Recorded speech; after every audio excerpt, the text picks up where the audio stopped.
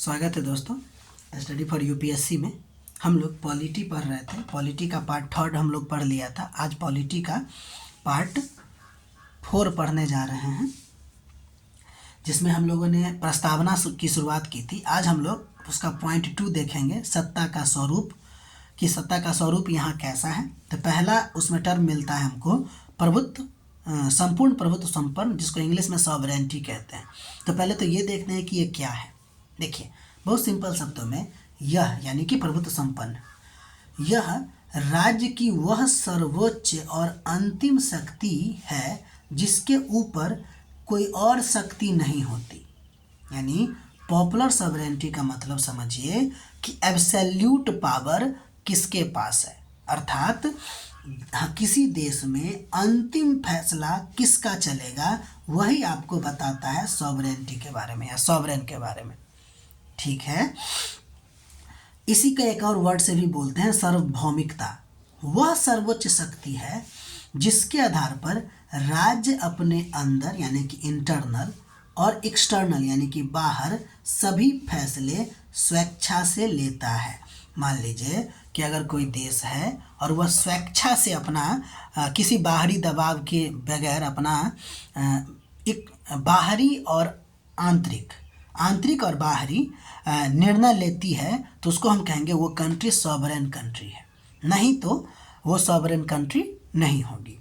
ठीक है, ये जो इंटरनल सॉवरेनिटी है और एक्सटर्नल सॉवरेनिटी है, इसके बारे में थोड़ा सा समझने की कोशिश करते हैं। ध्यान दीजिए कि देश के अंदर कानून बनाने और लागू करने की अंतिम शक्ति जिसके पास होगी, इसका मतलब है कि उसमें इंटरनल सॉवरेनिटी है। जैसे देखिए, हमारे यहाँ संसद, सुप्रीम कोर्ट और संविधान के द्वारा तय होता है कि हम लोगों के यहाँ कौन सा कानून बनेगा और कैसा वो कानून किस तरह से लागू होगा।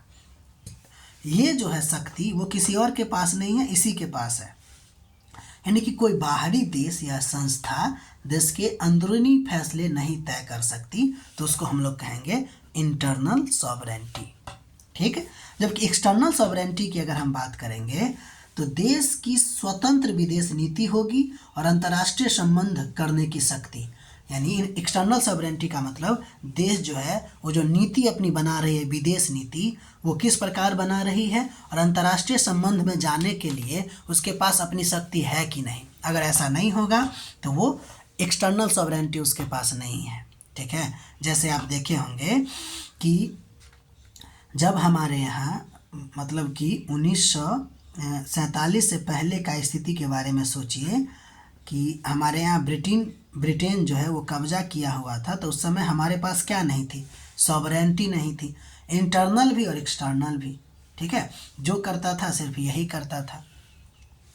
तो अब देखिए, एक्सटर्नल सॉवरेनिटी की अगर बात करें तो भारत अपने अनुसार अमेरिका से, रूस से, चीन से संबंध बनाएगा, इसमें कोई हस्तक्षेप नहीं करेगा। मेरी मर्जी वाली बात होती है ना, वही तो एक्सटर्नल सॉवरेनिटी हो गई। ठीक है, तो आप उम्मीद है यानी कि संपूर्ण प्रभुत्व संपन्न आप लोग समझ गए होंगे कि देश में फैसला किसका चलेगा, वही आपको होता है सॉवरेनिटी या प्रभुत्व संपन्न। अब आगे बढ़ते हैं। संप्रभुता या सॉवरेनिटी से जुड़ा हुआ एक मुद्दा देखिए। मुद्दा ये है कि वैश्वीकरण में हुआ ये है कि राज्य की जो पारंपरिक सॉवरेनिटी है उसको चुनौती दी है। वैश्वीकरण जो है आपको, उससे क्या हुआ कि राज्य की जो पारंपरिक सॉवरेनिटी था, सॉवरेनिटी आप समझ गए ना कि सर्वोच्च शक्ति किसके हाथ में, और वैश्वीकरण आप जानते हैं कि आज के दौर में हर एक देश की अर्थव्यवस्था दूसरे देश की अर्थव्यवस्था से जुड़ी है और उसके आधार पर प्रभावित भी होती है। यानी कि एक के द्वारा दूसरा अर्थव्यवस्था प्रभावित भी होती है। तो फिर हमको क्या करना पड़ता है, उसके अनुसार निर्णय लेने की कोशिश की जाती है। ठीक है, ताकि हमारी अर्थव्यवस्था सही ढंग से चल सके। ठीक है, तो वही बात कह रहा है कि वैश्वीकरण जो है ना, वो राज्य की सॉवरेनिटी को चुनौती दी है, विशेषकर आर्थिक और कानूनी क्षेत्र में। तो क्या आज के संदर्भ में सॉवरेनिटी यानी कि प्रभुत्व संपन्न वाली जो टर्म है वो अप्रासंगिक हो गई क्या, इररिलेवेंट हो गई है क्या? ये मान लीजिए आपसे अगर कोई पूछे तो हमारा जवाब क्या होगा। तो ध्यान दीजिए, वैश्वीकरण ने राज्यों की पूर्ण और निरपेक्ष सार्वभौमिकता की तो चुनौती दी है, लेकिन उसको अप्रासंगिक नहीं बनाया। ये हमको ना फंसाने की कोशिश कर रहा है कि अप्रासंगिक हो गया है, और लोग भी कह देंगे हाँ भाई सही है, क्योंकि वैश्वीकरण वो पढ़ा होगा और वैश्वीकरण के आधार पर सोचेगा कि ऐसा तो है, अब हम लोग अपने अनुसार से निर्णय नहीं लेते हैं। लेकिन ऐसा नहीं बोलना है, ठीक है, हमको बोलना है अप्रासंगिक नहीं है। आज हुआ है ये कि संपूर्ण प्रभुत्व संपन्न यानी कि सॉवरेंटी जो है ना, एक शेयर्ड और निगोशिएटेड अवधारणा बन गई है, जहां राज्य घरेलू और वैश्विक दोनों स्तर पर काम करता है। आप जानते हैं कि हम लोग राज्य घरेलू स्तर पे भी काम करते हैं और वैश्विक स्तर पे काम करते हैं, ठीक है। इसलिए आज जो सॉवरेंटी है वो शेयर्ड और निगोशिएटेड हो गई है, यानी कि हम लोग अपने सॉवरेंटी में जीते हुए भी हम लोग को अपने देश की आर्थिक स्थिति को भी तो बढ़ाना है, तो उसके आधार पे हम लोग निर्णय लेते हैं। जैसे WTO हो गया, वर्ल्ड बैंक हो गया, वर्ल्ड हेल्थ ऑर्गेनाइजेशन हो गया, उस सब की बातें को हमको मानना पड़ता है। हालांकि वो मानना हमारा स्वैच्छिक है, हम नहीं भी माने तो नहीं कुछ फर्क नहीं पड़ता है, लेकिन क्या है कि ये हमारे देश के सस्टेनेबिलिटी के लिए ज़रूरी है, इसलिए हम लोग उसको मानते हैं, ठीक है। फिर भी नई चुनौतियों के बावजूद अंतिम शक्ति राज्य और उसके संविधान में ही निहित है। इसीलिए हम कहेंगे कि सॉवरेंटी समाप्त नहीं हुई है, बल्कि उसका चरित्र परिवर्तित हो गया है। कैसे?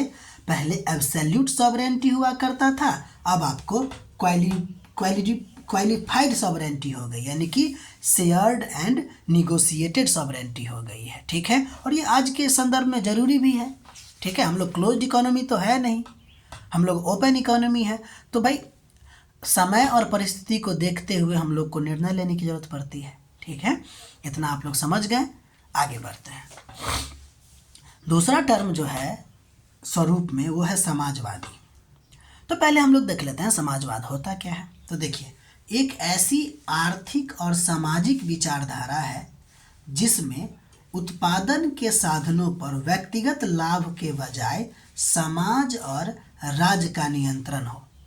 यानी समझिए, अगर हम अर्थव्यवस्था की बात करें तो कंट्रोल के आधार पर 3 प्रकार का आपको देखने को मिलती है। क्या चीज़? अर्थव्यवस्था। एक पूंजीवादी, एक यही समाजवादी, और एक आपको मिश्रित। तो पूंजीवादी में मार्केट के आधार पर निर्णय लिया जाता है और मार्केट का ही कंट्रोल इस पे होता है। डिमांड एंड सप्लाई इसका मेन कारण होता है। समाजवादी में राज्य निर्णय लेती है, ठीक है। राज्य के अंतर्गत आपको प्रत्येक चीज उत्पादन के साधनों पर राज्य का कंट्रोल होता है, और यहाँ पे उत्पादन के साधनों पर मार्केट का कंट्रोल होता है। मिश्रित में दोनों एक साथ साथ चलते हैं। तो वही कह रहा है, समाजवाद जो है एक आर्थिक सामाजिक विचारधारा है जिसमें व्यक्तिगत लाभ के बजाय समाज और राज्य का नियंत्रण होता है, ठीक है, ताकि असमानता कम हो, सभी को समान अवसर मिले और संपत्ति कुछ लोगों के हाथ में केंद्रित नहीं हो, ठीक है। देखिए, ये जो वर्ड लिखे ना, असमानता कम हो, सभी को समान अवसर मिले, संपत्ति कुछ लोगों के हाथ में केंद्रित हो, यही आपको पूंजीवादी अर्थव्यवस्था का अवगुण भी हो जाएगा। इस अवगुण को समाप्त करने के लिए समाजवादी अर्थव्यवस्था आएंगी, तो इसका भी कुछ अवगुण होगा, ठीक है ना।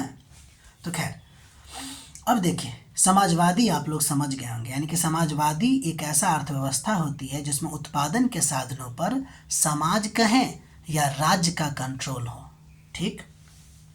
समाजवाद का कुछ सिद्धांत होती है। पहला, संपत्ति का समान वितरण होगा, यानी समाजीकरण होगा। दूसरा, गरीबी और असमानता कम करना इसका उद्देश्य होगा। मजदूर और वंचित वर्ग का कल्याण करना भी इसका उद्देश्य होगा। इसके अलावा शोषण विहीनता पर ये जोर देती है और समानता पर जोर देती है। ये आपका समाजवाद का प्रमुख सिद्धांत हो गई। अब हम बात करते हैं वर्तमान दौर में समाजवाद के रूप का। देखिए, समाजवाद का 2 प्रमुख रूप है। एक है आपको लोकतांत्रिक समाजवाद, जिसको डेमोक्रेटिक सोशलिज्म कहते हैं, और एक आपको मार्क्सवाद या साम्यवाद, ठीक है। अच्छा, मार्क्सवाद का अगला चरण आपको साम्यवाद होता है, इसलिए इस दोनों को एक साथ लिख दिया गया है। तो समाजवाद का मेनली दो फॉर्म हो गया, एक लोकतांत्रिक समाजवाद और दूसरा मार्क्सवाद या साम्यवाद। अब हम तीनों में छोटा छोटा अंतर देख लेते हैं। जब हम लोग इस चैप्टर को पढ़ेंगे ना समाजवाद से रिलेटेड गवर्नेंस में या फिर कहीं और भी, तो उसमें और ज़्यादा डिटेल से हम पढ़ेंगे। फिलहाल के लिए यहाँ देख लेते हैं, ठीक है, कुछ अंतर। देखिए, लोकतांत्रिक समाजवाद, मार्क्सवाद और साम्यवाद में क्या डिफरेंस है। पहली बात तो आप ये समझ गए ना कि मार्क्सवाद का अंतिम अगला चरण क्या है, साम्यवाद है। अब देखिए, अगर हम बात करें लोकतांत्रिक समाजवाद का मतलब यहाँ समाजवाद भी होगा और लोकतंत्र भी होगा। समाजवाद आप समझ गए ना कि उत्पादन के साधनों पर क्या होगा कि राज्य का कंट्रोल होगा। लेकिन लोकतंत्र जब जुड़ जाएगा ना, तो देखिए राज्य का कंट्रोल तो होगा लेकिन पूर्ण कंट्रोल नहीं होगा। कुछ क्या करेगा जनता के लिए भी, यानी कि जैसे होता है ना कि अगर पूर्ण कंट्रोल की बात कीजिएगा तो यहाँ पे ना टैलेंट की फिर कोई मतलब कि महत्व नहीं रह जाता। तो यहाँ पे ना कुछ लोगों को टैलेंट जिसके पास होती है उसको खुला छोड़ दिया जाता है कि चलिए आप लोग भी काम कीजिए, ठीक है। इसके अलावा जनता के द्वारा चुना गया इसमें सरकार होती है। निजी, यही बात कह रहे थे हम, निजी क्षेत्र की भी मौजूदगी होती है, ठीक है। राज्य जो है कल्याणकारी योजनाएं चलाती है और धीरे धीरे असमानता कम होती जाती है। ये लोकतांत्रिक समाजवाद की विशेषता हो गई, ठीक है। इसमें समाजवाद और लोकतंत्र होगा, जनता के द्वारा चुनी गई सरकार होगी, निजी क्षेत्र भी मौजूद होगा, राज्य कल्याणकारी योजनाएं बनाएगी और धीरे धीरे हमारा असमानता कम हो जाएगी। ये लोकतांत्रिक समाजवाद है। दिख रहा होगा कि ऐसा हमारे यहाँ है, यानी हम लोग क्लोज किसके हैं, लोकतांत्रिक समाजवाद के, लेकिन है नहीं, अभी हम आगे बताएंगे आपको। मार्क्सवाद की अगर हम बात करें तो इसमें वर्ग संघर्ष पर जोर दिया जाता है। ये सीधे मानता है कि पूंजीवादी जो होता है ना वो शोषण करता है, बस क्या करना है, वर्ग संघर्ष करना है और पूंजीवादी से उसका सत्ता को छीन के मजदूर वर्ग का सत्ता मजदूर वर्ग को सत्ता दे देना है। निजी संपत्ति पूरी तरह से समाप्त कर देना है और इसके लिए जरूरी क्या है, तो क्रांति है, ठीक है। ये मार्क्सवाद का लक्षण हो गया। अब साम्यवाद का, जब ये सब हो जाएगा तो क्या होगी, अब संपत्ति पे पूरा का पूरा कंट्रोल राज्य का हो जाएगा, कोई निजी संपत्ति नहीं बचेगी। इसका कहना है कि वर्गहीन समाज होगा, ठीक है ना, वर्ग कोई नहीं रहेगा। वर्गहीन समाज का मतलब समझे क्या, वर्गहीन समाज का मतलब है अमीर गरीब अगर पिछड़ा ये सब कुछ नहीं होगा।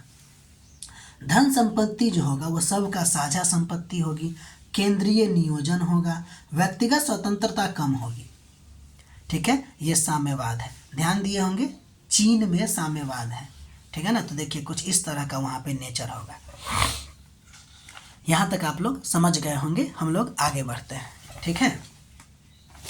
अब हम लोग भारतीय समाजवाद की बात करते हैं।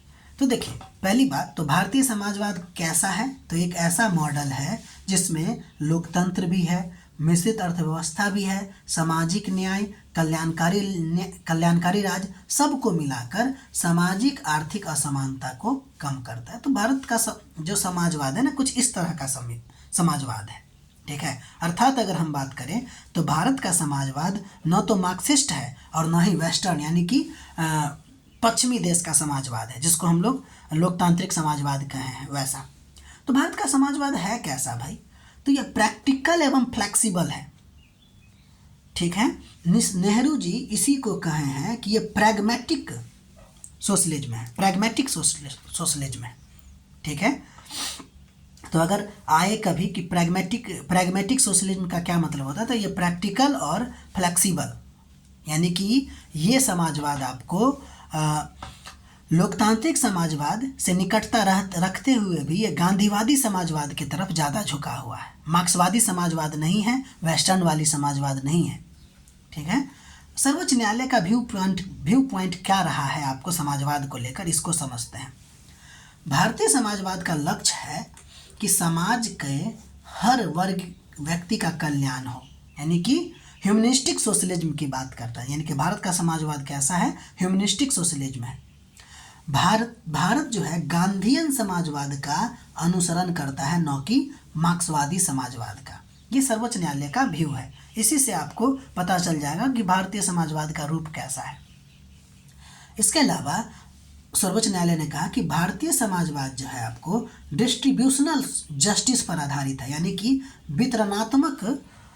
वितरणात्मक न्याय के सिद्धांत को फॉलो करता है। ठीक है, ये आपको भारतीय समाजवाद को लेकर सर्वोच्च न्यायालय का व्यू पॉइंट था।